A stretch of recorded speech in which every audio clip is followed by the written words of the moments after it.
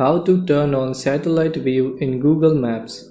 Hello and welcome to our channel. In this tutorial, I'm going to show you how you can easily turn on satellite view in Google Maps. So please watch till the end to properly understand the tutorial. And if you find this video useful, please give it a thumbs up and subscribe to be notified when we upload new videos.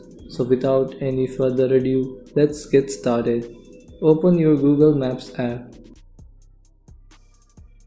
You can see I'm getting the default view in my maps. Tap on your profile, then tap on settings. Scroll down. Here you will see Start Maps in Satellite View. Turn it on. Now go back.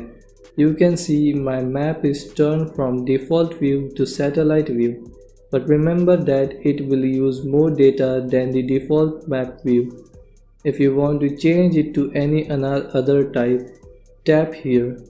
From here you can select the type of map you want to see. So this is how you can turn on satellite view in Google Maps.